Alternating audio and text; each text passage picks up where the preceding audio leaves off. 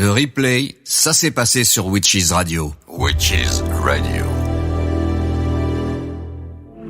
Aux effluves des émanations du chaudron, découvrez l'univers initiatique de la Wicca, de la sorcellerie et des mystères. La Wicca, de la sorcellerie et ses mystères. Bienvenue dans l'écoute des murmures du chaudron.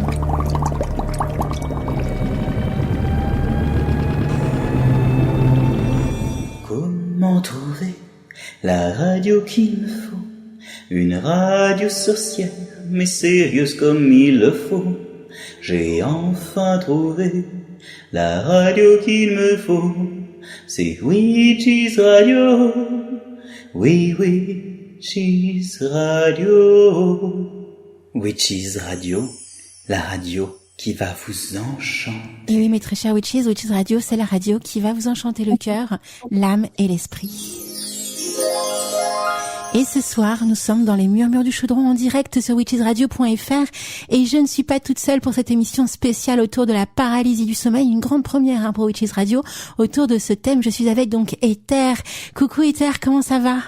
Bonsoir Alina, ça va très bien. Je suis repu, j'ai bien mangé et je suis heureux d'être parmi vous ce soir. Eh ben écoute, c'est un bonheur qui est partagé, hein. Alors je sais pas trop si les Witches te connaissent bien. En tout cas, sachez les Witches en fait que Ether a eu l'immense bonheur l'année dernière de nous proposer une merveilleuse émission autour de la franc-maçonnerie. Tu nous avais fait une magnifique émission avec un invité, même plusieurs invités, je crois. Il y en avait deux, tout à fait. Une émission que j'ai vraiment eu beaucoup de plaisir à réaliser pour vous et à vous partager autour d'un sujet qui me passionne particulièrement et qui j'espère vous intéresse à vous aussi. Et totalement, tu sais qu'on aime tout ce qui est côté mystique, mystérieux, voilà. Et ça tombe bien, nous sommes au moins deux ce soir. Peut-être plus. Et même plus, je pense. Et si jamais ça intéresse les Witches de réécouter ou même de découvrir ton émission, donc l'émission est disponible en podcast sur notre site officiel. Vous verrez, vous allez dans l'onglet podcast et vous cherchez l'émission sur le thème de la franc-maçonnerie. Mais là, ce soir, on ne parlera pas de franc-maçonnerie, non. On va parler de paralysie du sommeil. Et en fait, donc depuis quelques mois maintenant, je découvre une demoiselle qui s'appelle Asa. Et je découvre plein de podcasts autour, des chroniques de l'étrange d'Asa. Et je me suis dit, tiens, c'est intéressant de parler de ce sujet-là. Parce qu'en plus, c'est quand même un sujet qui est rarement développé dans les médias ou même sur Internet, sur la toile. Il existe très peu de livres, en fin de compte, autour de tout ça. Quelques chaînes YouTube en parlent, depuis peu de temps d'ailleurs. Mais il y a vraiment rarement eu des émissions autour du thème de la paralysie au sens large du terme. Et donc, Ether s'est proposé d'être parmi nous ce soir, donc c'est juste merveilleux. Merci à toi, Ether. Ah, Ether, tu es parmi nous? C'est pas grave, je vais continuer l'émission. Et donc, comme je vous disais, donc Asa est une demoiselle magnifique, merveilleuse, que j'ai eu vraiment le bonheur de découvrir tout au long de ces mois passés. J'ai échangé avec elle l'été qui vient de s'écouler et je lui ai expliqué un petit peu à quel point j'étais contente de découvrir son univers. Et ce merveilleux univers justement qu'elle nous propose, c'est de nous faire découvrir ses chroniques de l'étrange. Et les chroniques de l'étrange, bien évidemment, ça passe par quoi ? Ça passe par plein de belles choses magnifiques et mystérieuses, notamment tout ce qui entoure les rêves, le paranormal, etc., etc. Et donc, avant que l'on ne commence officiellement l'émission, je voulais déjà faire un petit coucou aux Witches qui sont sur le chat. Vous êtes quelques-uns, c'est merveilleux. Donc, il y a Amulus qui est parmi nous, il y a Mimi Mireille, il y a Nox aussi qui est là. On fait plein de gros bisous à Nox, Oxymilk qui est là également. Il y a Robert, il y a Sia aussi. Oh là là, les amis, ça fait plaisir. Il y a Sophienne le magicien, il y a Vera qui est là également. On vous fait plein de gros bisous. Je sais que vous êtes beaucoup plus nombreux à l'écoute ce soir, des murmures du chaudron, j'allais dire du réveil des sorcières, c'est l'habitude. Voilà. Et je vous invite tous à nous rejoindre sur le chat https://witchesradio.fr/chat pour discuter ensemble et échanger toutes nos expériences et toutes nos réflexions sur ce sujet que nous allons découvrir ce soir. Tout à fait. Alors vous verrez tous les Witches. Alors vous pouvez aussi envoyer un mail, contact@witchesradio.fr, mais tu verras Ether et vous verrez les Witches. Donc AXA, je vais dire. Asa nous transmet une information. En fait, elle a vraiment décortiqué, développé tout le côté psychologie, médiumnique. Il y a tout ce que l'on se dit ou tout ce que l'on fait autour de la paralysie du sommeil, tout ce qui est dit et tout ce qui est vécu. Même le côté mystique est développé. Et c'est ça que je trouve très intéressant à mon sens, et c'est pour ça aussi que j'avais envie de le passer ce podcast ce soir. Et après coup, il y aura une petite pause musicale, et après coup, on va échanger avec Ether, et vous-même d'ailleurs, les amis, si jamais vous voulez avoir, faire des retours d'une expérience vécue à ce sujet, qu'on pourra échanger très très certainement à l'antenne en direct ce soir. Alors, est-ce que tu es prêt, Ether, pour une soirée de folie? Plus que jamais. Plus que jamais. Donc c'est parti les amis. Donc Asa, la paralysie du sommeil dans les chroniques de l'étrange en ce 3e samedi du mois d'octobre.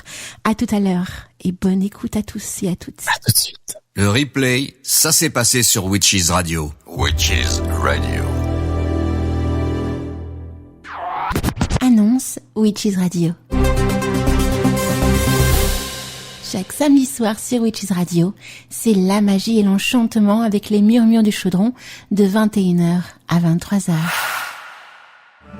Comment trouver la radio qu'il me faut?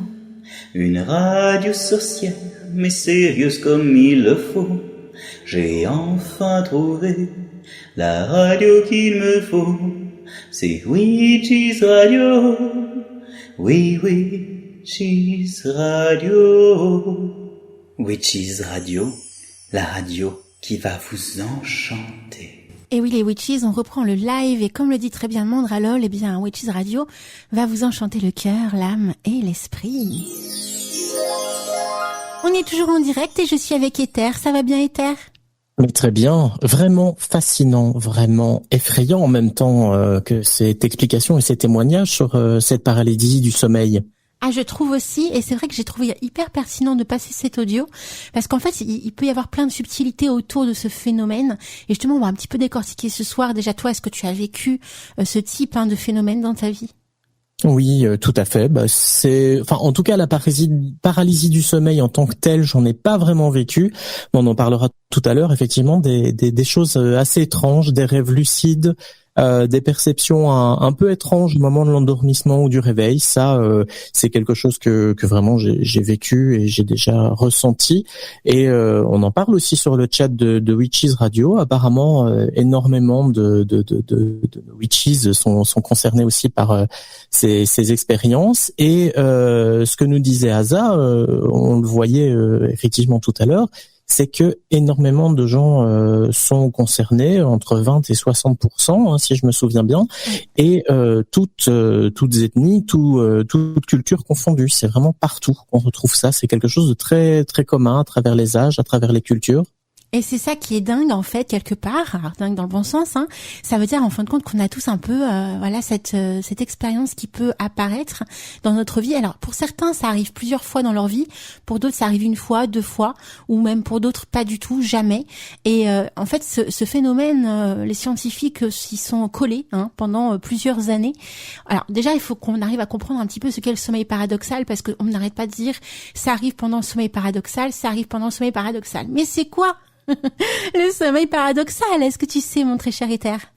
Eh bien, il y a plusieurs phases de sommeil. Tu vas peut-être pouvoir me les redonner dans l'ordre. Mais il y a une phase d'endormissement.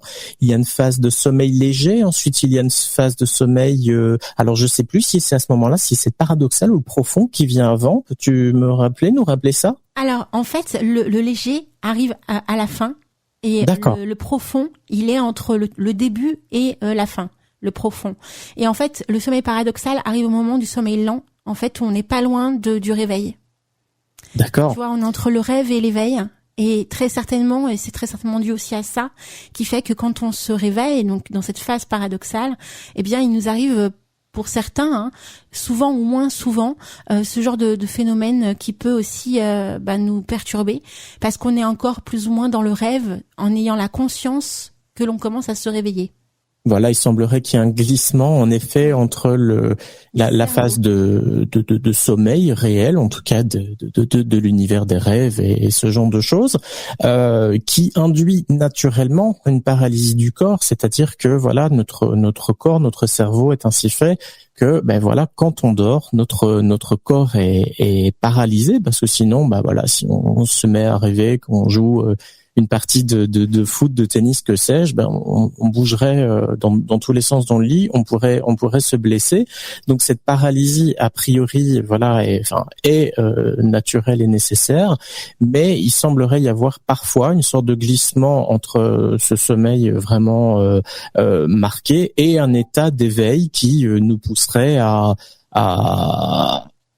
mélanger un petit peu ces deux phases de manière problématique.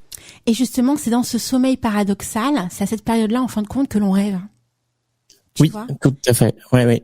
Et après coup, il y a ce décalage qui peut s'opérer entre le cerveau et le rêveur, enfin le cerveau du rêveur et le réveil, qui fait que à un moment donné, on peut être happé plus rapidement à la réalité, tu vois, revenir plus rapidement à la réalité. En fait, le corps est encore endormi, et c'est pour ça que l'on vit, on vit par moments, ça peut arriver au réveil d'avoir le corps qui est complètement figé dans le lit ou sur le canapé, suivant l'endroit où vous êtes endormi. Et c'est assez dingue parce que alors, effectivement, généralement, on s'intéresse à ce phénomène quand on le vit. Alors peut-être pas sur l'instant T, parce que quand on le vit sur le moment, on est complètement halluciné, paralysé, effondré. Surtout si ça suit d'un cauchemar, ce qui comme ça a été mon cas. Mais par contre, ce qu'explique Asa dans son podcast, c'est que j'avais pas la sensation qu'en fin de compte, ce type de phénomène pouvait aussi englober plein d'autres types de phénomènes, comme par exemple, pourquoi pas, moi ça m'est arrivé notamment en rêvant de rêver que je me réveille et de voir passer un fantôme assis sur mon lit qui me regarde, qui a un petit garçon qui me regarde, puis ensuite qui passe à travers le mur, tu vois. Des choses comme ça, en fin de compte, je ne pouvais même pas soupçonner que ça pouvait avoir un lien aussi avec la paralysie du sommeil. Vraiment. Parce que dans ma vision, qui dit paralysie du sommeil dit, au moment du réveil, en fait, on est paralysé physiquement tellement on a eu une expérience intense dans le sommeil. Moi, c'était ça ma vision de base suite à mon expérience.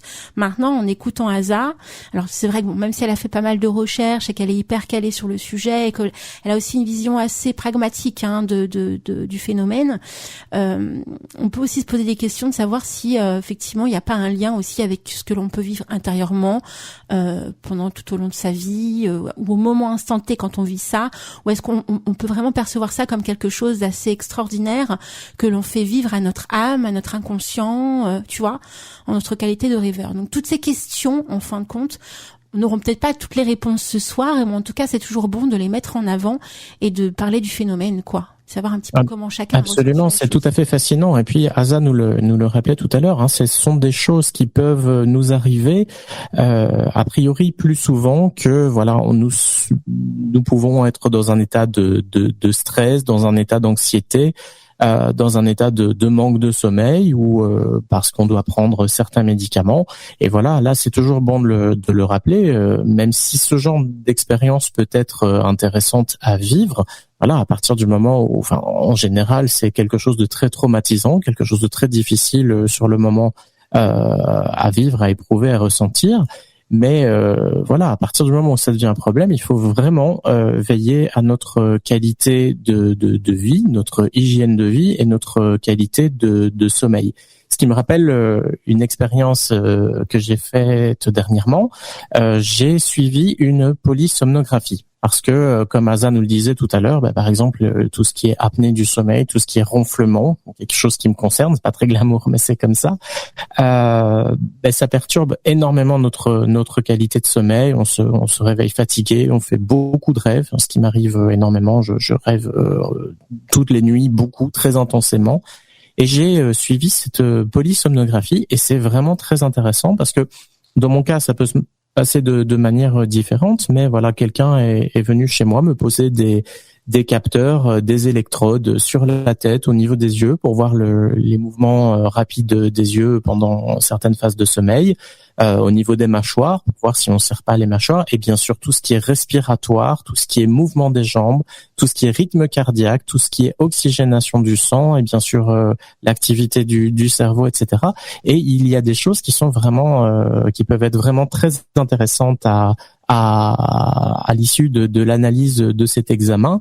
Et voilà, si on a un sommeil qui est délicat, difficile, pénible, ça peut valoir le coup vraiment de vérifier ce qui se passe. Et si vous êtes amené régulièrement à faire des paralysies du sommeil, que ça vous impacte et que ça c'est difficile pour vous, ben voilà, effectivement une analyse, une polysomnographie ou en parler à un médecin ou à un psychiatre, etc. peut vraiment être intéressant pour vous et intéressant pour la science aussi, qu'on en sache un petit peu plus sur ce phénomène. Totalement. En plus, alors tu vois, je ne savais pas que ça existait, ce que tu cites là juste à l'instant. Donc c'est très intéressant. Effectivement, quand tu parles des yeux, effectivement, quand on ferme les yeux, à un moment donné, quand on dort et qu'on rêve, les yeux fermés, en fait, bougent. En fait, les yeux bougent. Voilà, c'est vraiment. Et c'est aussi à ça que les scientifiques, quand ils font des tests sur les rêveurs, se rendent compte en fait que le rêveur, que le testeur rêve. Et je savais pas qu'il existait en fin de compte des petites sondes que l'on pouvait mettre et après coup juger de oui, tout à fait. C'est pas forcément très agréable de passer une nuit dans cette condition-là. Moi-même, je suis très branché science et ce genre de choses. J'étais plutôt amusé en fait au départ et assez curieux d'obtenir le résultat. Mais je peux vous assurer que ma nuit a été vraiment pénible et que je me suis pas endormi avant très tard et réveillé très tôt. Bon voilà, malgré tout, c'est quand même une base d'un examen et c'est comme ça que les médecins et les scientifiques étudient les différentes caractéristiques du sommeil de personnes voilà qui ont notamment des soucis de sommeil et ça permet de trouver des solutions. Asa le disait encore aussi tout à l'heure. Enfin, il y a plein de raisons qui peuvent expliquer des troubles du sommeil, à savoir voilà les jambes qui bougent, ce qu'on appelle le syndrome des jambes sans repos, un état de stress, un manque chronique de sommeil, la prise de certains médicaments, peut-être d'alcool, etc. Bien que des personnes qui vivent des paralysies du sommeil n'ont pas du tout de soucis en particulier ou pas particulièrement de stress, et pourtant elles peuvent vivre malgré tout ces épisodes. Alors il y a aussi l'excès de café qui peut aussi engendrer ce type de phénomène dans votre vie. Et alors là, je suis pas mon client, moi je bois beaucoup de café. Bon, je vous rassure, moi aussi je bois énormément de café et je l'ai vécu qu'une fois dans ma vie. Alors bon, ma vision de la paralysie du sommeil, je l'ai vécu qu'une seule fois dans ma vie. Après, il n'y a pas que ça, il y a aussi, alors si vous avez vraiment des changements brutaux dans votre vie, ça peut être un deuil, un déménagement, un nouveau travail, de nouveaux horaires. Les personnes aussi qui sont plus assujetties à ce type de phénomène sont les personnes par exemple qui ont des horaires de boulot qui ne sont pas conventionnels. Par exemple, qui travaillent la nuit, voilà, et qui ont du mal, voilà, à dormir la nuit, puisque forcément, ils sont constamment dans l'éveil la nuit. Ceux aussi qui travaillent, tu sais, qui ont plusieurs horaires dans la semaine, qui peuvent commencer très tôt le matin, dans l'après-midi, puis le soir. J'ai bien connu ça dans une vie professionnelle précédente et voilà, bon, j'ai malheureusement ou heureusement, je ne sais pas, c'est vrai que j'ai pas vécu d'expérience de paralysie du sommeil, mais c'est vrai que ce sont des facteurs favorisants de troubles ou de particularités du sommeil. Il y en a d'autres ? Oui, le surmenage, bien sûr, le surmenage, l'anxiété, le stress, ce sont vraiment des moteurs, mais surtout vraiment, généralement, c'est quand tu as eu un vrai choc émotionnel, ce qu'on appelle le post-traumatique. Tu sais, quand tu as eu un stress post-traumatique, même que tu as vécu dans l'enfance, par exemple, une chose très grave que tu as vécu dans l'enfance et qui rejaillit dans ta vie, dans ta mémoire récemment, ça peut aussi t'amener à avoir ce type de phénomène arrivé dans ton sommeil. Donc il y a plein d'autres symptômes possibles, mais ça reste quand même les plus intenses en matière de récurrence. Et aussi, alors ce qui est très important, c'est que ce n'est pas dangereux, voilà, parce que on peut penser à tort en fait, ce qui est normal et légitime parce que c'est tellement intense au niveau de l'expérience qu'on a même presque l'impression qu'on va mourir tellement c'est intense au niveau de l'expérience du dormeur.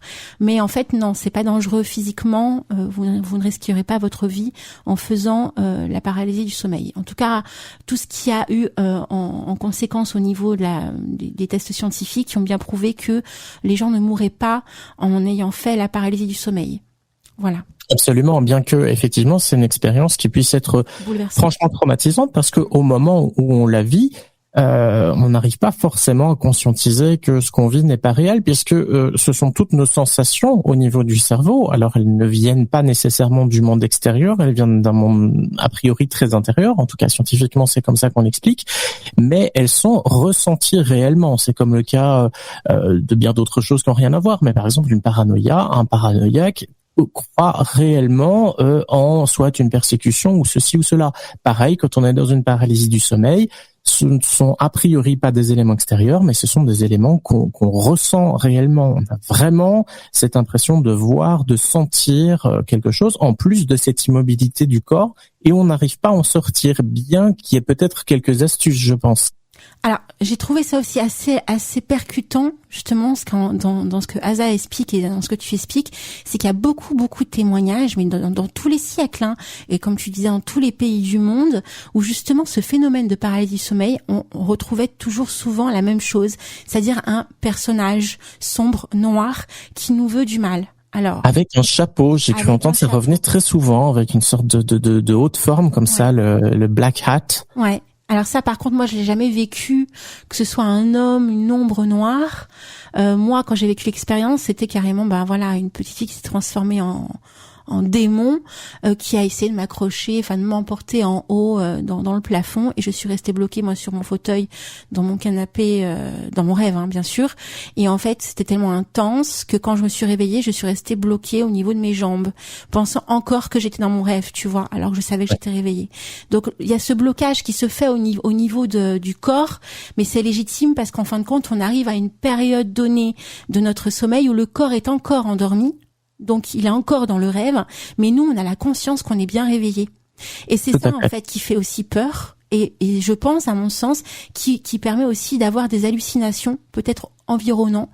Alors ça je peux pas témoigner parce que moi j'ai pas eu d'hallucination en étant réveillée, mais j'ai eu cette peur de paralysie du corps en me disant mais qu'est-ce qui m'arrive, pourquoi mon corps ne bouge plus, Quelque chose qui m'est arrivé 2 fois dans ma vie néanmoins, parce que la paralysie du sommeil c'est une chose, mais il y a aussi tout un tas d'autres troubles du sommeil qui viennent autour.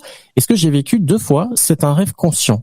Et là, je me suis rendu compte dans mon rêve que j'étais maître de mon rêve. Donc il y avait un scénario, il y avait différentes choses qui se passaient autour de moi. Le premier que j'ai fait, c'était plutôt heureux. Alors, je devais avoir 7-8 ans et je rêvais que j'avais une espèce de bombe de spray et que je pouvais construire absolument ce que je voulais avec. J'avais qu'à donner un petit coup de pchit et ça se matérialisait. Voilà, c'était génial, c'était très chouette. Et l'autre était beaucoup plus compliqué comme rêve. C'était un rêve où j'étais emprisonné dans des boucles infinies, où j'étais face à des démons que j'ai vite compris comme étant mes propres démons. Et là aussi, il y a une notion de conscience de ce qui se passe. Néanmoins, on est enfermé, comme ça, on se sent enfermé. J'ai pas senti une immobilité de mon corps. Dans mon rêve, je pouvais faire vraiment ce que je voulais. Mais j'étais enfermé en tout cas dans ce rêve. Et là, c'est encore autre chose. C'est vrai qu'on parle de rêve lucide, hein, c'est ça? Tout à fait, oui, rêve lucide. Oui. En plus, j'allais en venir justement, rêve conscient, rêve lucide. Donc, c'est merveilleux si tu as réussi à en faire. Oui, je sais que certaines personnes, il y a des exercices, il y a des méthodes qui sont proposées sur le net pour faire des rêves lucides. Il y a même des applications smartphones ou certains équipements connectés qui permettent de nous réveiller un petit peu en fait pendant la phase de sommeil qui correspond au rêve, et en nous réveillant à moitié nous permettrait de faire des rêves lucides. Donc moi, j'ai pas l'impression que ce soit quelque chose de très facile à réaliser et peut-être épuisant aussi. C'est pour moi en tout cas, c'était intense de faire des rêves lucides. Le lendemain, j'étais vraiment dans un état particulier, quoi. Moi, quand j'ai vécu ces rêves lucides, parce qu'en fait, j'ai fait le rêve conscient et le rêve lucide, j'ai l'impression que c'est 2 petites choses un petit peu différentes. Alors, explique-nous, selon toi, c'est quoi la différence entre le conscient et le lucide? Alors, en fait, quand tu as commencé à énumérer ton rêve conscient, j'ai pensé justement à une expérience que j'ai vécue juste au moment où j'allais m'endormir. Je me suis donc me retrouvée projetée dans un train, je sentais le vent dans mes cheveux, j'entendais le bruit du train qui avançait à toute allure, je voyais le paysage devant moi, j'étais vraiment, mais comme projetée, donc consciemment projetée quelque part où je ne sais pas, mais en étant consciente que j'étais dans mon lit en train de m'endormir, tu vois. Donc j'ai l'impression qu'en fait, il y a une vision de conscient et lucide dans le sens où quand tu fais le rêve lucide, que j'ai aussi fait une fois, eh bien, c'est quand tu es déjà dans un sommeil profond, paradoxal, mais que tu as pris conscience que ce rêve n'avait aucun sens. Mon expérience personnelle, par exemple, à ce sujet, c'est que je me suis aperçue, en fait, que il y avait plusieurs rêves qui revenaient, qui étaient récurrents, et je me retrouvais toujours sur une place, en bas d'un immeuble, tout le temps, et je savais que je devais prendre l'ascenseur tout le temps, que je devais appuyer sur telle touche tout le temps, et arriver à cette touche-là, eh bien, je me retrouvais propulsée dans un univers qui n'était pas du tout l'univers que je connaissais dans ma vie réelle. Tu vois, par exemple, avant, je travaillais en mairie, et à l'époque où je faisais ce rêve, je travaillais en mairie, et là, dans mon rêve, on me projetait comme si je travaillais dans un musée, avec tous mes collègues, et tous mes collègues étaient là, mais on n'était pas dans le bon endroit. Et c'est là que j'ai pris aussi conscience que je faisais un rêve lucide. Mais, c'est très, très compliqué, parce qu'à partir du moment où tu as conscience que tu rêves, là, ton cerveau essaie de t'embrouiller, et te fait passer par plein de choses, plein de situations, qui fait qu'après coup, tu replonges dans le sommeil, le rêve, sans te rendre compte que tu replonges dans le rêve. Mais pour te dire, en fait, dans ma vision, pourquoi il y a deux choses vraiment différentes, c'est que pour moi, le rêve lucide arrive vraiment dans le sommeil dit paradoxal. T'es vraiment dans ton rêve, vraiment. Et là, d'un seul coup, tu te rends compte que tu es en train de rêver. Alors que le moment conscient que tu parlais, à mes yeux, c'est vraiment le tout début, où tu commences à peine à t'endormir et que là, il se passe un truc.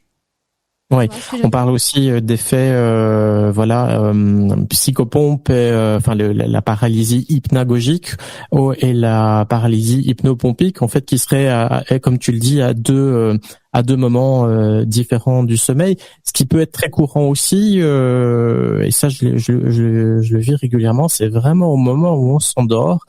Moi, par exemple, ça peut m'arriver d'entendre de la musique, mais de la musique que je ne connais pas, qu'il me semble n'avoir jamais entendue, ou voir des choses, mais je sais que je suis encore réveillé, effectivement. Et ça peut être très créatif aussi. Je sais que voilà, certaines personnes font de la musique, de la peinture, du dessin, etc. Et là, on peut voir différentes choses. Mais il me semble que le souci, c'est de se rappeler de ces visions ou de ces clairaudiences qu'on peut avoir à ce moment-là. C'est pour ça, tu vois, je pense à mon sens, hein, l'expérience parle pour ça, pour moi, pour arriver à le vivre bien, toutes ces expériences-là, il faut se souvenir de ses rêves et donc à être habitué, en fin de compte, tous les matins, à avoir un carnet à côté de soi et tout de suite que le premier réflexe soit d'écrire quelque chose dans ton carnet. Même si c'est rien du tout, tu écris quelque chose dans ton carnet, ce qui fait que même des petites bribes d'informations, de souvenirs d'un rêve, tu l'écris. Et à force de faire ça tous les jours, constamment, à un moment donné, ton esprit s'habitue à se dire, au matin, je vais raconter mon rêve. Au matin, je vais raconter mon rêve. Et à un moment donné, tu te rends compte aussi que il y a des rêves qui sont récurrents. Il y a un passage qui se fait, qui est récurrent. Tu vas toujours au même endroit, des moments donnés de ta vie, des moments donnés des mois de ta vie, des moments donnés de ta vie aussi où tu te sens d'une certaine manière, où ça revient. Et c'est là que je trouve hyper percutant quand tu fais ce travail au quotidien. Et c'est de là, à mon sens, que par le travail quotidien de ses propres rêves, que l'on arrive à faire des rêves lucides, tu vois. Absolument, oui, tout à fait. On connaît tous des gens qui nous disent « Ah, mais moi, je me souviens... de tous mes rêves ou de la majorité de mes rêves, et des gens qui nous disent mais moi je me souviens absolument jamais de mes rêves. » Et comme tu le dis, ça peut être un très bon départ de se dire bon, ok, je rêve jamais, je me souviens jamais de mes rêves, mais de temps en temps il y en a bien qui passent, et là je me force à me dire tiens, de quoi j'ai rêvé, voilà, de quoi je me souviens, prendre un petit carnet ou prendre simplement quelques instants au réveil, d'essayer de se concentrer, de se dire tiens, j'ai rêvé de quoi. Et puis, ça peut être très intéressant. Ça peut en révéler beaucoup sur nos angoisses et nos aspirations. Ah, totalement. Mais tu vois, pour en revenir donc à la paralysie du sommeil, qui est quand même quelque chose d'un petit peu plus différent, parce que bon, tu fais des rêves lucides, c'est merveilleux, tu peux choisir d'aller où tu veux aller, même si bon, c'est quand même très compliqué d'arriver à ce stade-là. Je ne suis pas en train de dire que ceux qui disent qu'ils y arrivent sont des fakes, hein. C'est même super, hein, pour eux, hein, d'y arriver, mais c'est quand même quelque chose de très très complexe à vivre au quotidien. Et déjà, il faut se donner les moyens de vouloir le vivre au quotidien, ce type de rêve lucide. Et souvent, ça arrive alors que tu t'y attends pas. Et tu vois, et je trouve que c'est tout aussi la beauté de l'expérience, tu vois, quand tu t'y attends pas et que tu vis quelque chose d'extraordinaire et que tu complètement, il y a ce côté, pardon de te couper, mais voilà, il y a ce côté d'autant plus percutant que voilà, on s'y attend pas, on n'a pas préparé, on n'a pas induit quelque chose, et là vraiment on est saisi par l'expérience. Et tu vis la chose de manière waouh, extraordinaire, quoi. Ouais, complètement. Par contre, la paralysie du sommeil, pourquoi ça génère de l'angoisse? Parce que forcément, il y a pas de logique. Enfin, dans beaucoup de rêves, il y a pas de logique, on le sait bien, c'est voilà. Mais non seulement il y a pas de logique, mais en plus ça fait peur parce que justement, il y a cette partie où le corps est encore endormi et la partie consciente, donc le cerveau, lui est éveillé. Et en fin de compte, le phénomène vient. Pourquoi? Parce que il y a cette complexité qui s'opère à cet instant précis du réveil. Et c'est pour ça que ça émet une grande angoisse. On a l'impression qu'on va mourir, tu vois. On a l'impression qu'on va se faire tuer. Qu'il y a quelque chose de très très puissant qui nous arrive, qui nous tombe dessus, ou alors une continuité d'un cauchemar, tu vois. Par contre, je serais vraiment très très heureuse d'avoir des retours aussi des witches, de témoignages à ce sujet, de savoir, parce que moi personnellement, j'ai jamais eu l'occasion de vivre justement cette ombre, tu vois, qui est sur toi ou à côté de toi, cette ombre noire dans ta chambre. Je l'ai jamais vécu. Donc j'imagine la peur qu'on doit avoir. On a effectivement quelques témoignages sur le chat de Witches Radio. Il me semble par exemple que Robert expliquait ça. J'ai vu passer des choses aussi sur des gens qui ont eu des visions d'insectes et ce genre de choses. Apparemment, voilà, c'est quelque chose qui parle aux witches. Donc on a plusieurs auditeurs qui ont eu l'expérience et c'est merveilleux. Ce serait vraiment génial, les witches, si vous pouviez envoyer un mail qu'on puisse justement échanger sur le sujet et puis partager votre expérience. Oui, tout à fait. Donc et puis voilà, voir un petit peu ce qu'on vit. Une question que je me posais vis-à-vis des witches, est-ce que on peut intégrer ce qu'on peut vivre en cas de paralysie du sommeil? Est-ce qu'on peut se dire j'ai vu quelque chose, j'ai vu une entité bienveillante, malveillante, peu importe. Est-ce que vraiment on peut en tirer une conclusion ou pas? A priori, Asa semblait nous dire que la plupart du temps quand même non, c'est pas vraiment représentatif de quoi que ce soit. Qu'est-ce que t'en penses toi, Lina? Alors moi je suis pas d'accord avec Asa à ce niveau-là parce qu'effectivement, même si j'adore la psychologie et tout, c'est vrai qu'elle a un côté très pragmatique qui est très intéressant, je trouve. Mais ce qui est dommage aussi à mon sens, c'est que ça enlève toute la beauté de l'énigme et du mystère de ce que nous sommes, tu vois. Alors c'est merveilleux, la science évolue, on essaie de comprendre plein de choses. Et en même temps, c'est super, on avance, on a moins peur. Mais en même temps, je trouve que ça manque de mystère spirituel. Tu vois. Oui, et on en a besoin. C'est vrai qu'aujourd'hui, le monde étant ce qu'il est, de pouvoir s'imaginer qu'on peut aller de l'autre côté du voile et que peut-être ça peut nous parler. Et puis, ça vient quand même de notre esprit, donc ça signifie probablement quelque chose, à minima, sur une angoisse ou quelque chose qui nous habite, pour nous dire nous hante. Oui. Je pense comme toi en fin de compte. Je pense que c'est vraiment quelque chose qui nous habite et même qui nous hante, vraiment. Alors, quand on parle justement de hantise, parce que effectivement on peut aussi en parler de ça, alors ce serait très psychologique à ce moment-là de se dire parce que j'ai visité tel site, j'étais à tel endroit, je crois aux esprits, je crois à tout ça, je crois aux énergies environnantes tout autour de moi, j'ai une certaine sensibilité intense, mais quand je vais dans ces lieux-là, je me retrouve à ressentir des choses qui se passent en moi, autour de moi, et en fin de compte, ce serait que psychologique.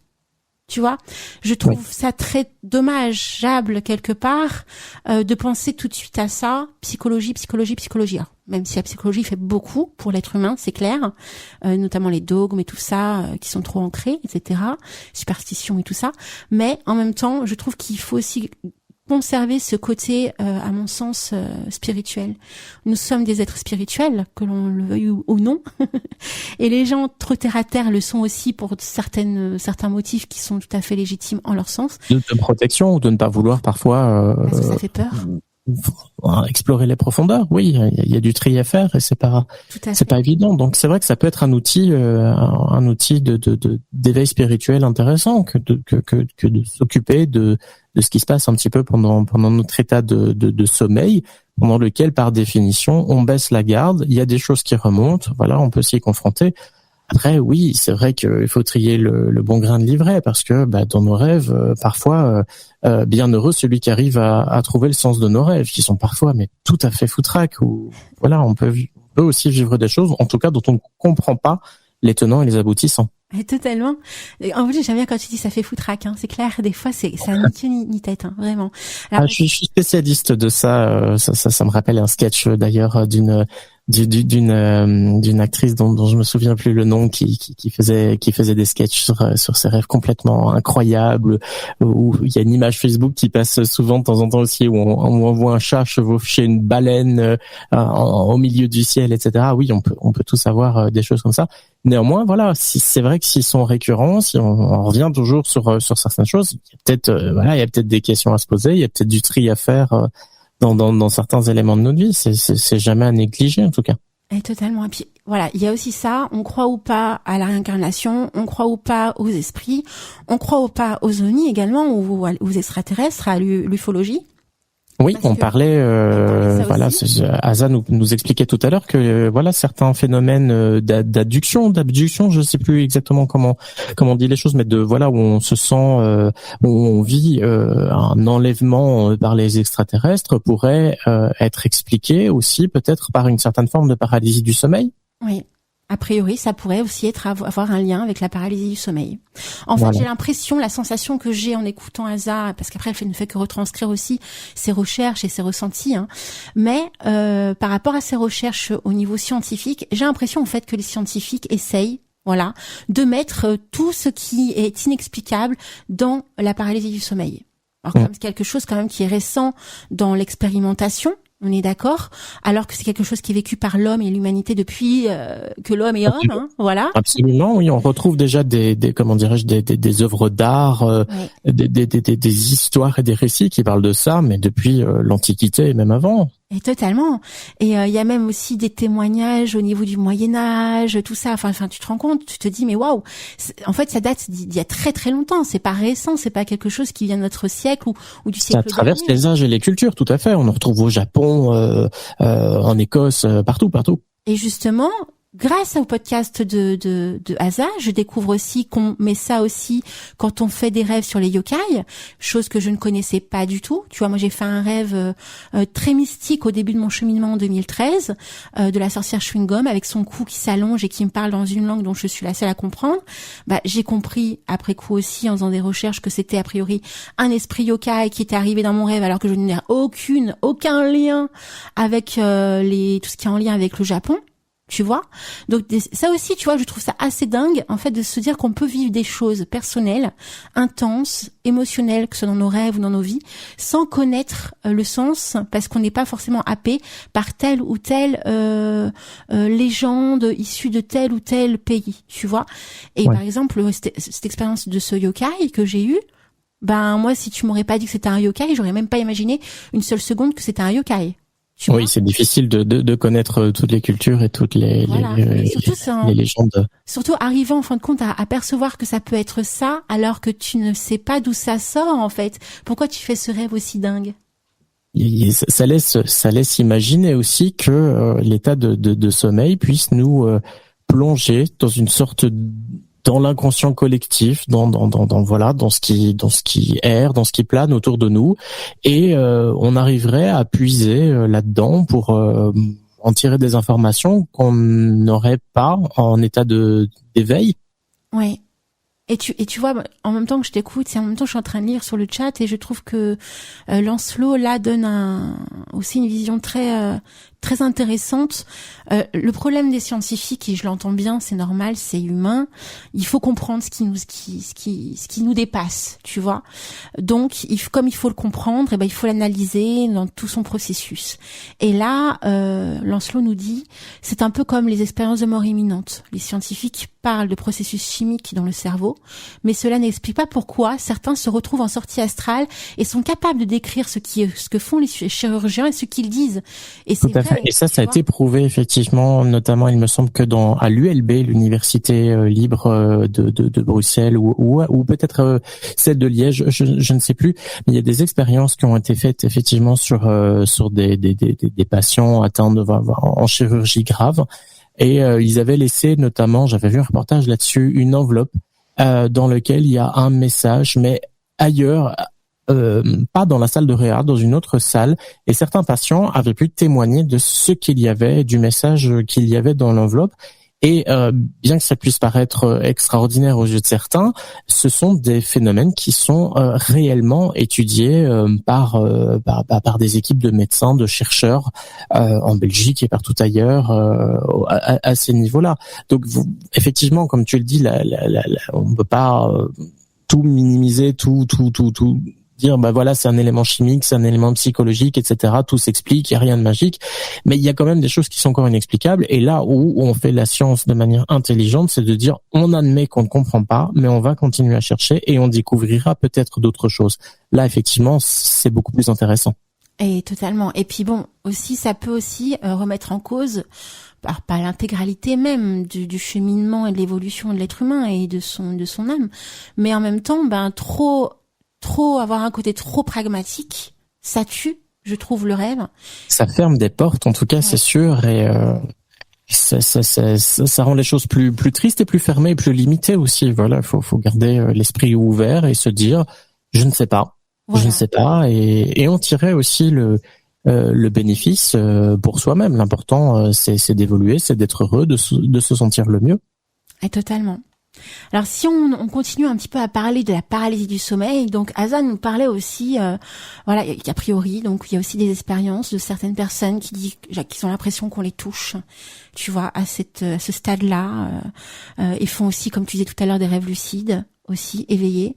Alors moi je trouve ça dingue. Et puis il y a aussi toute une partie, alors moi aussi j'ai trouvé ça dingue, c'est sur les fantômes. Voilà, les esprits, les fantômes. J'avais pas du tout eu de corrélation, moi, entre mes expériences personnelles de vécu sur des fantômes que j'ai pu voir dans mes rêves et le fait qu'il y a une corrélation avec la paralysie du sommeil. À aucun moment. Pourquoi ? Parce que déjà je ne pensais pas que ça pouvait avoir un lien, puisque c'est pas du tout le même type d'expérience, à mon sens. Qu'est-ce que t'en penses, toi ? Est-ce que t'as déjà vécu ce type de rêve où justement tu rêvais justement d'esprits, de fantômes qui venaient te visiter Malheureusement, pas particulièrement.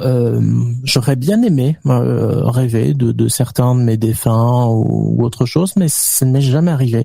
Je rêve assez rarement, en fait, des personnes que j'ai connues, que je connais actuellement ou que j'ai connues auparavant. C'est vraiment très rare de défunts. Je pense pouvoir dire jamais. Néanmoins, tu parlais d'être touché pendant son sommeil, et moi, ça m'est arrivé un jour bien particulier. Voilà, j'avais une expérience initiatique, importante dans ma vie.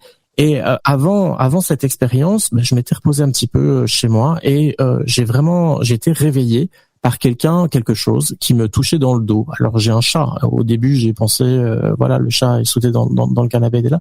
Elle était pas là du tout. Elle dormait dans son panier bien ailleurs.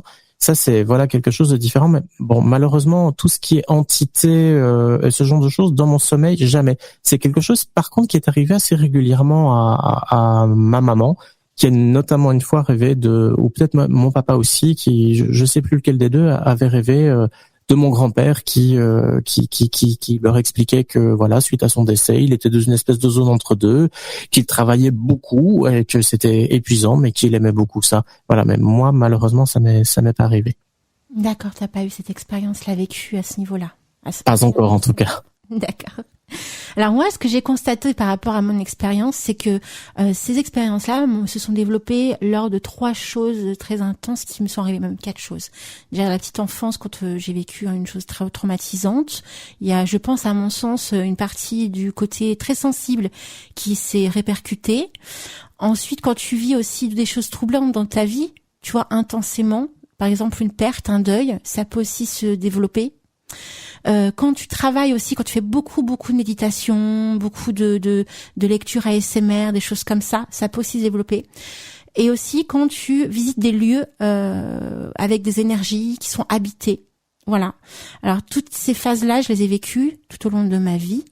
Et depuis 2016, ça s'est développé puissance 1 million. surtout, alors, juste avant, il y a eu le décès de ma grand-mère où ça a été intense. Et juste après, je vais au Manoir du Tertre en 2016. Et là, il m'arrive un truc la nuit où j'y dors. Et depuis ce jour-là, puisque derrière, je fais beaucoup de méditation. Donc, je développe la méditation, l'hypersensibilité. Je développe aussi tout le côté ASMR, c'est-à-dire que j'écoute énormément de choses de bien-être, donc des petits bruits, des petits sons, des petites choses comme ça. Ce qui fait que ça fait développer l'audition, tu vois. Oui. Et donc, quand une fois que je suis partie au Manoir du Tertre, en arrivant après le Manoir du Tertre, là, j'ai eu l'expérience, et ça continue encore en 2022, donc 6 ans plus tard, j'ai cette expérience où ça m'arrive régulièrement. Pourquoi ? Et c'est à partir de ce moment-là que ça a commencé, où je ressens comme une sorte de, comment dire, quelque chose qui me touche, qui me frôle les cheveux. C'est très léger, tu vois, c'est très très très léger, et ça arrive comme ça. Et là, je me dis, au départ, c'est ce que je pensais, comme toi au départ, je me disais, tiens, c'est le vent, quelque chose qui me touche, quelque chose qui me frôle, mon chat. Et en fait, à chaque fois, c'est rien du tout, en fait. Il y a rien, il se passe rien. Il y a pas de vent, je suis à l'intérieur, ou même si je suis dehors, il y a pas de vent.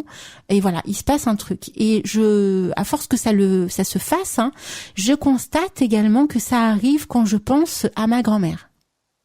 Tu vois. Peut-être un appel de son côté, un signe, une main tendue, quelque chose. Je peux l'interpréter comme ça. Voilà, interprétation, tu vois, qu'on ne peut pas vraiment juger de l'extérieur. Même moi, en tant que personne qui vit, je peux pas juger. Mais voilà, les faits sont là, et je me dis bon, ok. Donc advienne que pourra, ça continue. Ça m'a jamais fait peur, ça m'a jamais fait mal, tu vois. Mais c'est des petites choses comme ça où tu te dis ok. Et ça a commencé au Manoir du Tertre. Ce sont des signes qui doivent être vécus positivement. Voilà, même quand on fait une paralysie du sommeil qui peut vraiment nous terroriser, voilà, c'est de se rappeler, tu parlais de méditation, voilà, si possible, voilà, on se dit, ok, je vis quelque chose où je perds un peu le contrôle, où voilà, eh bien, j'observe, je me concentre sur ma respiration, j'essaye de bouger un doigt. J'ai lu aussi que, voilà, pour sortir de la paralysie du sommeil, essayer de tousser, c'était assez efficace. On n'y pense pas vraiment. Moi, j'y aurais pas pensé, en tout cas, dans un cas pareil. Mais voilà, essayer de relativiser, essayer surtout de vivre, de transmuter cette expérience de manière positive. Voilà, qu'est-ce que je peux en tirer? Déjà, une expérience différente, extraordinaire, à commencer par là.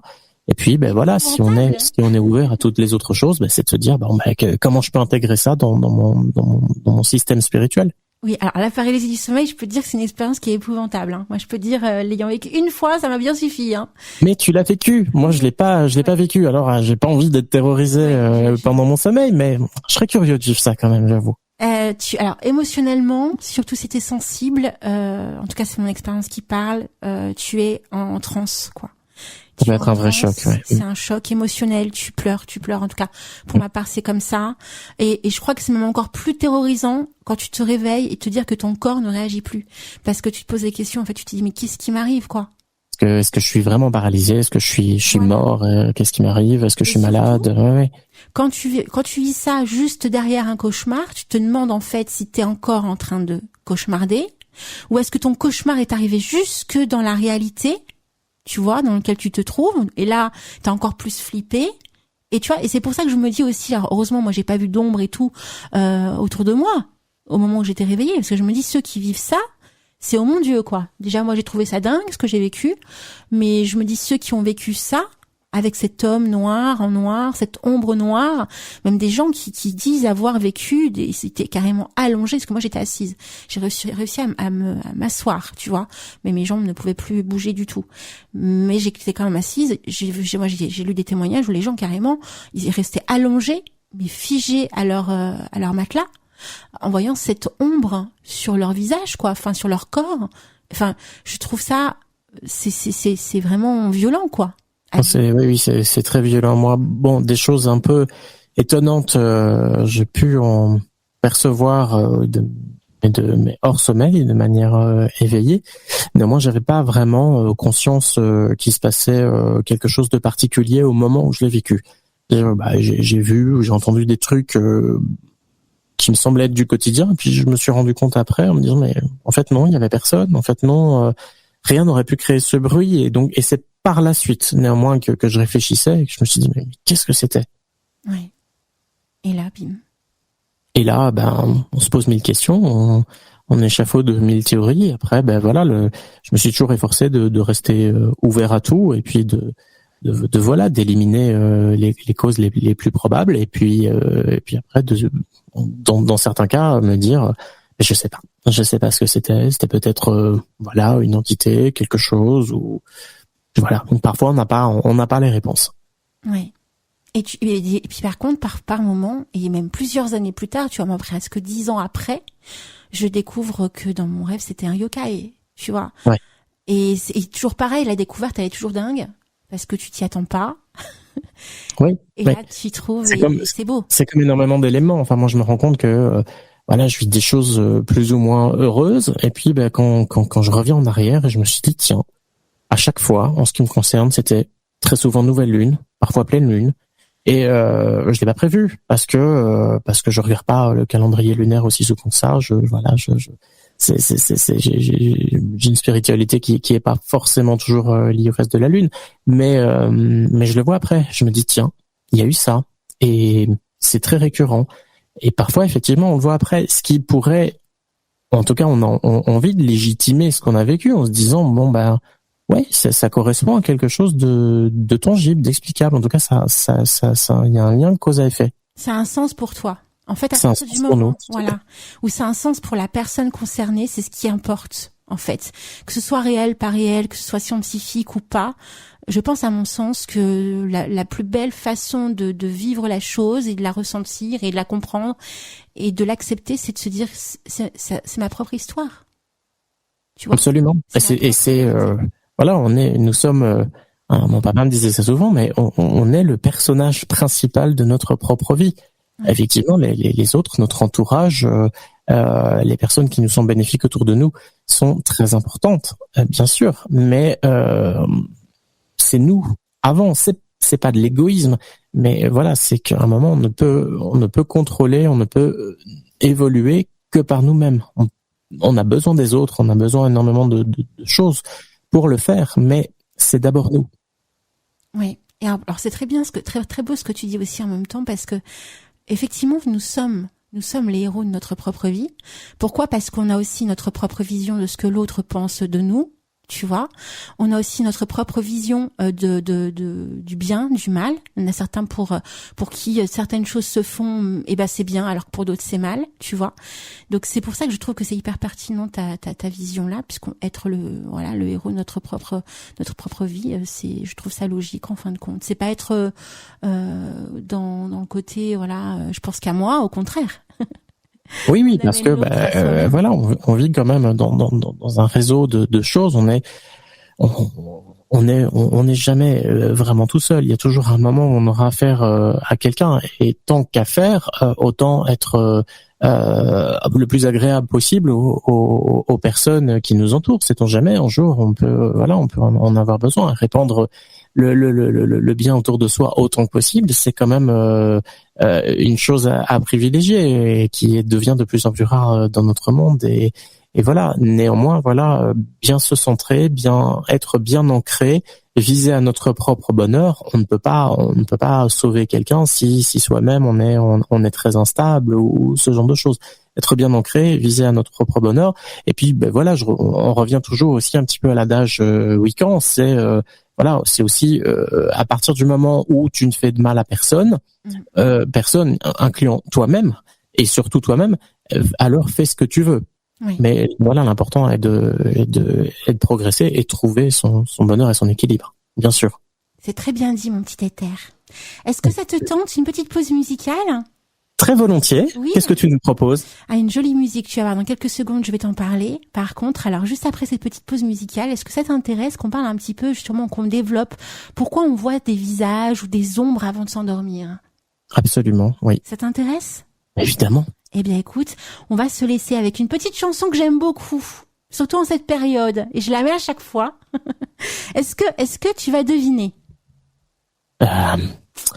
Réflexion. Je ne sais pas, lettres ouvertes. Alors, juste, nous sommes en octobre. Nous sommes à la période de Halloween. Oui. Et à ton avis, quelle chanson rentre en corrélation avec la période d'Halloween? Ah, écoute, moi, j'aime beaucoup l'étrange Noël de Monsieur Jack. Merveilleux! Ah, excellent! Tu as réussi. Moi, je suis sûre sur le chat, ils ont déjà trouvé.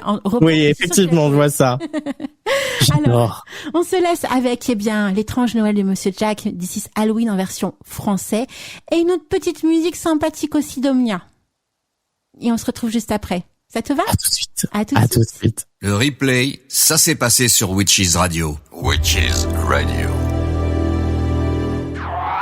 Annonce Witches Radio. Chaque vendredi soir de 21h à 23h, retrouvez Mandala Chakra et la team du vendredi soir. Comment trouver la radio qu'il me faut? Une radio sorcière, mais sérieuse comme il le faut. J'ai enfin trouvé la radio qu'il me faut. C'est Witches Radio. Oui, Witches Radio. Witches Radio, la radio qui va vous enchanter. Et oui les amis, Witches Radio, c'est la radio qui va vous enchanter le cœur, l'âme et l'esprit. Alors, enchanter dans le bon sens, hein. Le but n'est pas de vous faire peur ce soir, mais au contraire de parler comme d'un sujet, somme toute hyper intéressant parce qu'on l'a tous vécu plus ou moins. Surtout en tant que witches, nous sommes ouverts, au paranormal, nous sommes ouverts à tout ce qui peut être aussi atypique et dérangeant, que ce soit dans notre vie ou même dans le milieu éso au sens large du terme. Et c'est vrai que parler de la paralysie du sommeil fait partie intégrante de notre évolution parce qu'on vit des choses généralement assez énigmatiques, atypiques. On a une personnalité atypique puisqu'on n'est pas roulé dans le moule que peut nous proposer la société, et c'est ce qui fait aussi que toute cette vie est si magique et un enchantement et un émerveillement.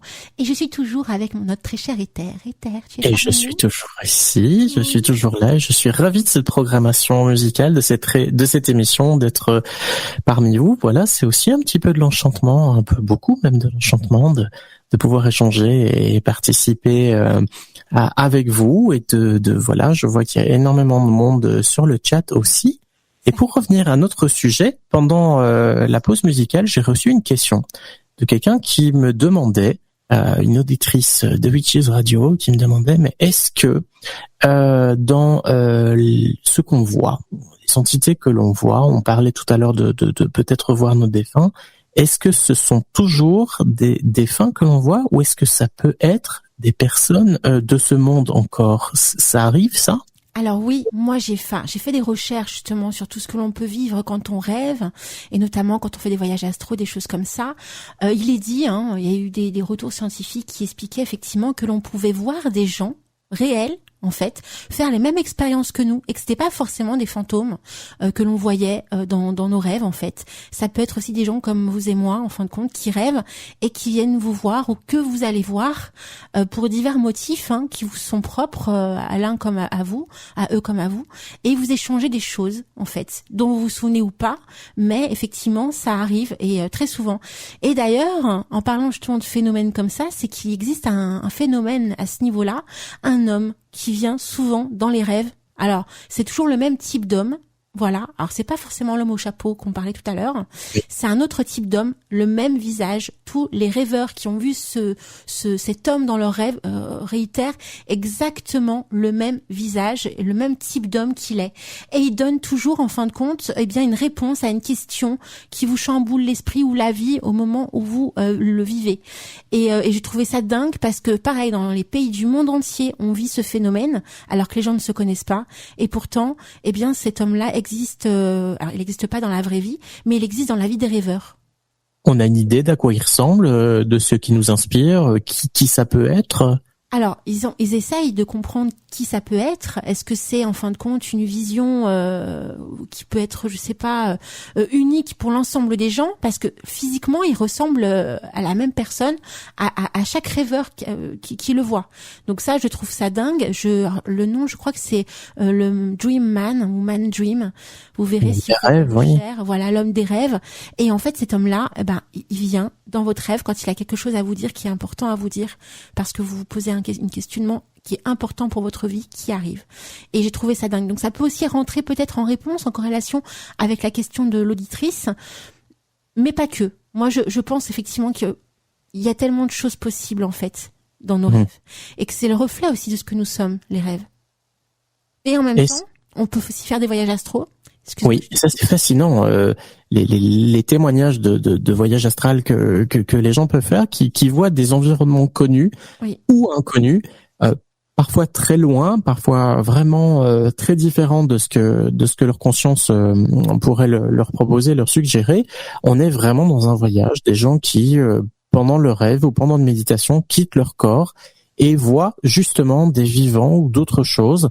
Et en témoigne de manière très concrète et arrive à donner des détails, à donner des explications. Mais voilà, j'ai vu ça, il s'est passé ça, qui correspondent à une réalité qui au départ leur était inconnue. Alors il y a une autre version aussi. Il y a la version plus psychiatrique et psychanalytique du rêve. On dit aussi que les personnes que vous voyez dans votre rêve, en fin de compte, est la représentation de vous-même par rapport à vos différents types de personnalités que vous avez au fond de vous. Voilà, par rapport à une situation qui vous est propre et qui vous arrive. Alors, Alors, je sais pas si ça t'arrive, toi, mais dans mes rêves, moi, je suis rarement présent. Je suis comme une caméra. Ouais. Dans la vie, on se voit pas. On voit nos bras, on peseur dans un miroir, dans une surface réfléchissante, on se voit pas.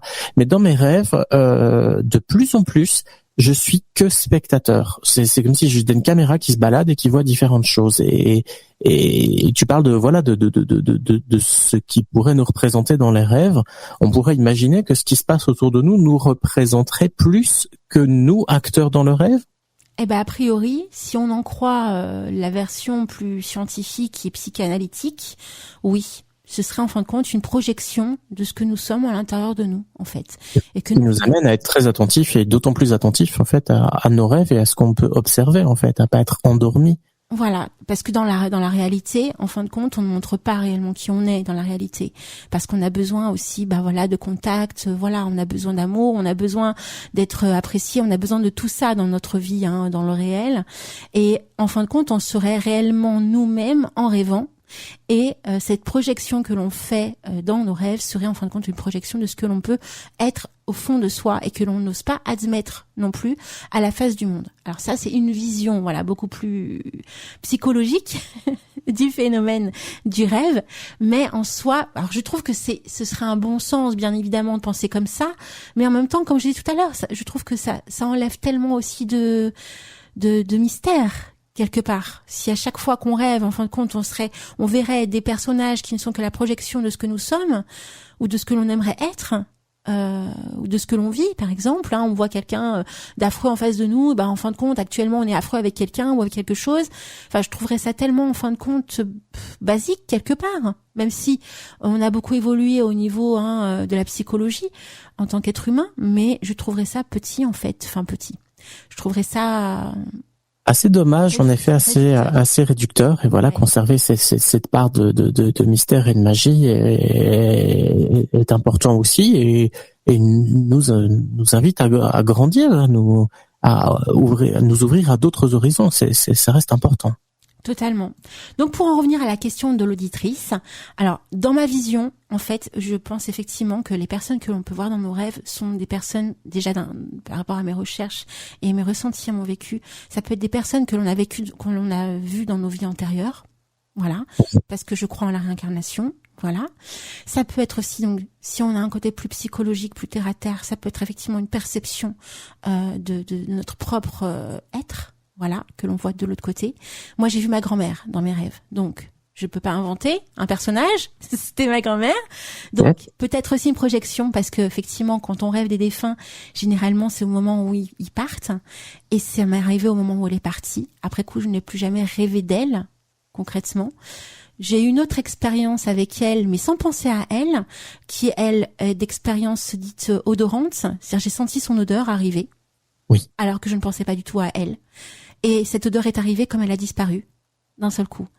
Oui, ça c'est quelque chose que j'ai déjà vécu, et éveillé aussi avec ma maman d'ailleurs. On sentait un parfum dans la maison. On n'a jamais su d'où ça venait, c'est reparti aussi vite et voilà, on sait pas, un parfum inconnu, mystère. Mais c'était pas un parfum qui avait Il n'avait pas de nom de connotation à quelqu'un. C'était un parfum qui semblait assez ancien, un peu parfum un peu capiteux, un peu lourd comme ça, comme peuvent le porter des personnes d'un certain âge, pas que, mais et c'était particulièrement étonnant.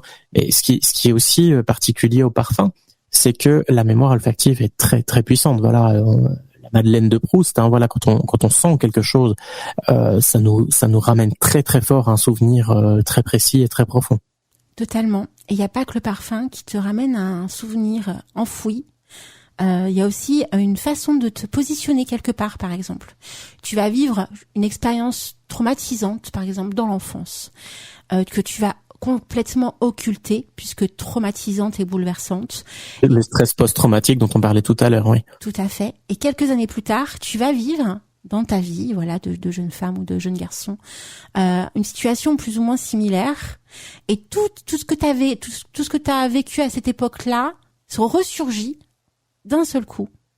Et ça aussi, ça peut être appelé justement une expérience physiologique, réelle, consciente, concrète, parce que ton corps se réveille et se souvient à ce moment-là qu'il t'est arrivé quelque chose. Et ça peut être très violent, j'imagine, très traumatisant. C'est très traumatisant, très violent, puisque forcément tu ne t'y attends pas, puisque forcément, même si toi tu as oublié, ton corps n'oublie pas. Et quand tu revis, surtout si c'est une expérience douloureuse au niveau du corps, et quand tu revis cette expérience-là plusieurs années plus tard, ou une brève de cette expérience-là plusieurs années plus tard, il y a tout qui te revient dans la figure, donc le souvenir revient. Et c'est ça que je trouve dingue, c'est au niveau du cerveau, en fait. Le souvenir du cerveau peut être vraiment hallucinant, parce que il peut totalement occulter des épreuves douloureuses pour pouvoir te protéger, justement. Et après coup, au moment où tu te sens très certainement le plus près ou le plus proche de la réalité, eh bien, il revient comme un boomerang. Et en fait, très violente, oui. Et en fait, il est jamais parti, il a toujours été là, il était juste endormi. Et ça aussi, il faut faire hyper attention parce que, a priori, on peut aussi avoir des expériences assez traumatisantes de paralysie du sommeil parce que justement, on a vécu récemment, eh bien, ce type d'expérience traumatisante du passé qui revient à la surface.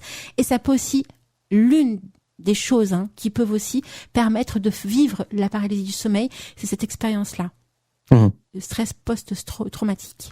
Ouais, tout à fait. Et une question, est-ce que le fait de vivre une paralysie du sommeil impliquerait plus de chances de vivre d'autres paralysies du sommeil une fois que c'est fait une première fois? Est-ce que ça ouvre une porte quelque part dans notre cerveau ou ailleurs qui fait que l'expérience peut se répéter ou ça peut rester très isolé? Non, c'est pas parce que tu l'as fait une fois que tu le feras. Tu en referas une deuxième fois, une troisième fois. Ça peut être assez unique alors, ouais. Tu peux le faire qu'une seule fois dans ta vie comme jamais et avoir d'autres troubles ou d'autres problématiques dans ta vie sans pour autant passer par la paralysie du sommeil. Encore une fois, c'est très physiologique, en fin de compte, la paralysie du sommeil. Comme on expliquait en début d'émission, et même Asa aussi l'explique dans son podcast, c'est quelque chose de physiologique déjà à la base. C'est à un moment donné, tu te réveilles ou tu devrais pas être réveillé. Et c'est ça qui provoque cette paralysie du sommeil. Et justement, avant la pause musicale, j'expliquais aussi un peu aux auditeurs qu'on allait parler de cette particularité qui fait aussi qu'on peut voir ou ressentir des choses. Tu vois, des fois ressentir un petit peu des êtres bizarres, étranges, qui sont en dessous de notre lit ou tu vois des choses comme ça qui peuvent arriver juste avant que tu t'endormes. Bah ça aussi, oui. Ça c'est quelque chose d'assez récurrent. Voilà, que beaucoup de personnes font. Souvent les enfants, les enfants ont beaucoup peur de s'endormir la nuit. Ils ont souvent besoin d'avoir une petite lampe, parce qu'ils ont peur. Alors, il y a plusieurs possibilités à ça. Quand on croit au paranormal, à la réincarnation, des choses comme ça, qu'on est vraiment happé dans l'univers un petit peu mystique comme nous on peut l'être, bien évidemment on sait que les enfants sont ouverts à toutes ces possibilités-là de l'autre monde, on le sait. Mais il y a aussi une autre cause qui peut être beaucoup plus psychologique, plus physiologique, c'est qu'en fin de compte, au moment où tu commences à partir dans ton rêve, ou t'es entre au moment du rêve et de la réalité que tu es en train de t'endormir, il se passe dans ton cerveau quelque chose aussi. Puisque le corps est en train de commencer à partir, il n'est pas encore totalement parti, c'est pour ça que tu as encore cette conscience-là qui s'opère, et ça fait que tu vis des choses où tu commences à rentrer dans plus ou moins dans ton sommeil de rêve, mais ça l'est pas totalement. Et là, tu peux vivre des choses, effectivement. Et peut-être que c'est effectivement ce que j'expliquais tout à l'heure, quand je parlais de rêve conscient, en fait, c'est pas vraiment un rêve conscient, c'est un rêve éveillé, où t'es à moitié endormi, moitié éveillé. Et là, t'es projeté totalement dans un autre univers, dans un autre monde, mais c'est vécu physiquement, visuellement. Ouais. Tu ressens de tous tes sens, et c'est très intense aussi. Et par contre, dès qu'on te touche, qu'on te frôle, ça s'en va. Tu repars dans ton lit. Et t'as donc aussi des personnes qui vivent, effectivement, des phénomènes un peu similaires en restant dans leur lit, tu vois, et en vivant, des choses très bouleversante, c'est-à-dire en ressentant des esprits autour d'eux, en voyant des ombres, en ressentant des incubes, des succubes, toutes ces choses-là, en fin de compte, qui peuvent arriver. Est-ce que ça t'est arrivé ? Maintenant que tu en parles, effectivement, moi je me souviens quand j'étais petit, très petit, mes parents habitaient une autre maison. Je faisais des cauchemars, mais j'avais vraiment la conviction d'être réveillé au moment où ces choses se passaient. C'était une peluche qui agitait violemment la tête, qui était posée quelque part, où je voyais des choses et voilà.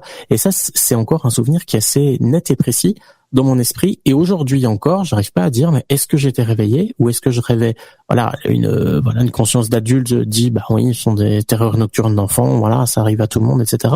Mais au fond de moi, j'ai vraiment la certitude d'avoir été réveillé, conscient à ce moment-là. Donc effectivement, ça entre dans le cas de ce que tu expliques, oui. Voilà, donc tu as dû vivre en fait ce que l'on appelle une hallucination de la première phase du sommeil. Et en fait, suite aux recherches que j'ai faites, on se rend compte aussi que c'est pas les gens qui sont zinzins qui le vivent, ce sont même souvent des gens qui sont très sains d'esprit qui le vivent. Et que c'est pas simplement des gens qui peuvent être déprimés, bipolaires, schizophrènes, qui ce genre de je cherche le mot, de situation, de phénomènes dans leur sommeil. Ce sont des gens, tout à fait sains qui peuvent aussi vivre ce genre de phénomène. Donc, il faut pas se penser parce qu'on vit ce genre de phénomène, on a un problème dans la tête. C'est aussi quelque chose qui est très physiologique. Voilà. Peut-être un moyen aussi à l'inconscient de libérer quelque chose, une angoisse, une colère, quelque chose qu'on réprime tout le temps. Et voilà, au moment du rêve, au moment d'état de détente, tout ressort aussi comme ça. Oui. De manière violente. Après, là où ça devient quelque chose de symptomatique et dangereux, ou que ça peut être dangereux dans le sens où on vit des hallucinations nocturnes comme ça, c'est quand c'est récurrent. Ça arrive très souvent. Là, il faut quand même se poser quelques questions. Si c'est quelque chose qui t'arrive de temps en temps, souvent quand tu as été fatigué, ou alors quand tu as vécu peut-être quelque chose d'assez intense émotionnellement dans ta vie, enfin, là, il y a aucun risque, tu vois, c'est ton corps qui parle, c'est ton intérieur qui parle, et il a besoin de libérer des choses comme tu expliques. Comme une soupape, oui, voilà. Voilà. Par contre, si c'est quelque chose qui devient récurrent, constant dans ta vie, c'est que il y a quelque chose dans ta vie qui va pas aussi. Oui. Donc ne pas hésiter, comme explique aussi Aza dans le podcast. À partir du moment où vous sentez qu'il y a quelque chose qui ne va pas, dans tous les cas, il faut consulter. Absolument. Voilà. Si c'est un inconfort, si c'est quelque chose qui devient un vrai problème, qui nuit à notre santé mentale ou physique, il faut toujours consulter. Bien sûr, on pourra vous suggérer qu'il y a des approches ou des explications de ceci, cela. Voilà, à partir du moment où ça touche au médical, on n'hésite pas, on consulte. Oui.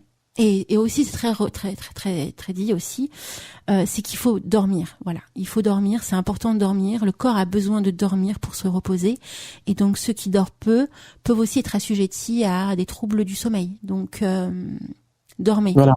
Ça paraît bête à dire, mais énormément de personnes négligent leur sommeil parce qu'on peut avoir des journées de travail très intenses où on va prendre beaucoup de café, différentes choses, vouloir continuer sa journée après parce qu'on doit rentrer, on doit s'occuper des enfants, on doit faire à manger, on a envie de se détendre un petit peu devant la télé ou derrière son ordinateur ou son téléphone, et voilà, et on mange sur ces heures de sommeil. Et petit à petit, voilà, la dette de sommeil s'accumule, et c'est pendant le sommeil qu'on se reconstruit, que le cerveau se repose, se rééquilibre, que toutes les réactions du corps humain se font au niveau des hormones, au niveau de la reconstruction cellulaire, etc. C'est vraiment important, donc c'est à pas négliger. Et pourtant, on est très nombreux à négliger notre sommeil, en fait. Alors que c'est primordial. Le corps a besoin, voilà, de se régénérer, il a besoin de se reposer, il a besoin de voyager dans l'autre monde, notamment, hein. Absolument. Et il faut aussi penser à ça, parce qu'effectivement, nos rêves, voilà, nous font vivre des choses hallucinantes, qu'elles soient positives ou négatives. C'est quand même, à mon sens, je pense, une sorte de retranscription de ce que l'on est au plus profond de nous, ou de l'endroit où nous souhaiterions être au plus profond de nous. Donc, voilà, ou même rencontrer des gens que l'on trouve extraordinaires, ou peut-être même malveillants, pour vivre des choses aussi de manière plus endormie. Mais je trouve que pour moi le sommeil est une chose importante, si c'est pas la plus primordiale, avec le fait de manger aussi et de se sentir bien dans ses baskets, quoi, tout simplement. Ça fait partie des plaisirs de la vie, absolument. Tout à fait. Est-ce que tu as des choses à nous recommander si on veut creuser un petit peu plus le sujet? Déjà réécouter le podcast. Tout à fait, le podcast d'Asa. Donc, quand on aura la rediffusion sur notre site officiel witchesradio.fr, dans l'onglet podcast, vous aurez tous les liens, notamment le site d'Asa, pour pouvoir découvrir ces chroniques de l'étrange que l'on retrouvera chaque 3e samedi du mois. Également les liens des livres qu'elle cite dans son podcast. Je sais pas si tu te souviens, à un moment donné, à la fin, elle nous dit qu'elle propose effectivement des liens, des noms de livres intéressants sur le sujet. Donc, vous pourrez découvrir ça via le replay sur le site de la radio.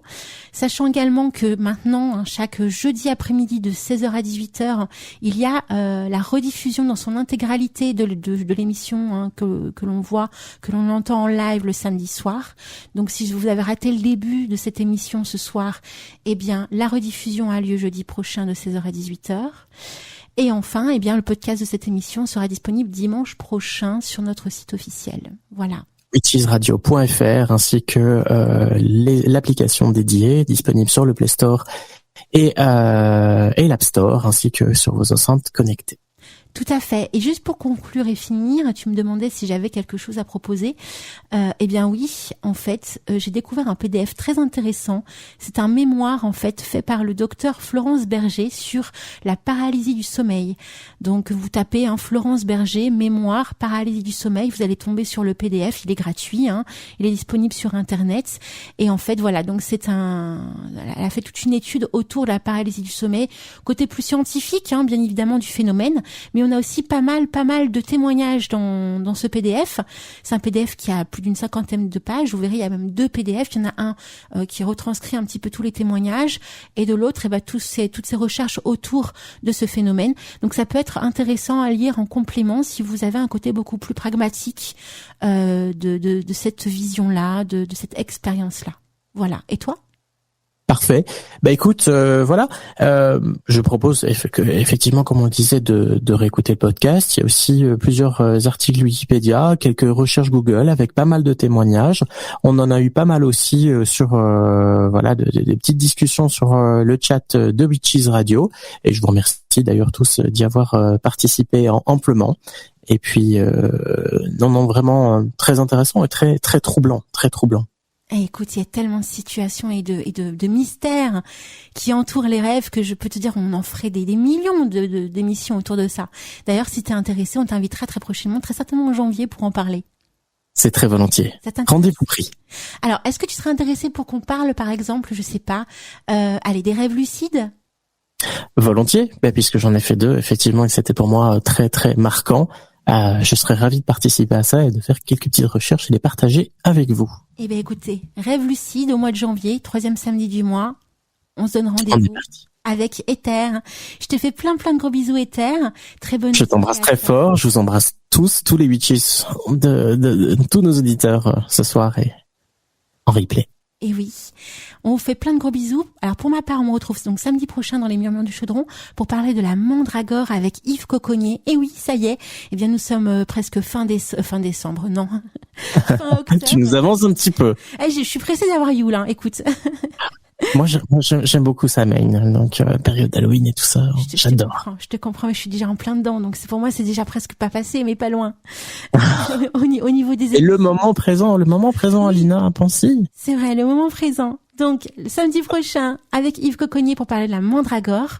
Vous allez voir, on va apprendre plein de choses sur comment justement cultiver la mandragore, parce que c'est pas facile de cultiver la mandragore. On peut posséder quelques plants, mais pour pouvoir l'avoir au quotidien et qu'elle pousse bien, c'est pas évident. Donc on va parler de mandragore samedi prochain. Et demain on se retrouve. Pas mal aux oreilles. Ah non, promis, je ne mettrai pas la version d'Harry Potter. Quoique. Surprise. Et demain, c'est le 16 octobre. Et comme vous le savez, chaque 16 octobre, comme chaque année, le 16 octobre, c'est la fête du chaudron.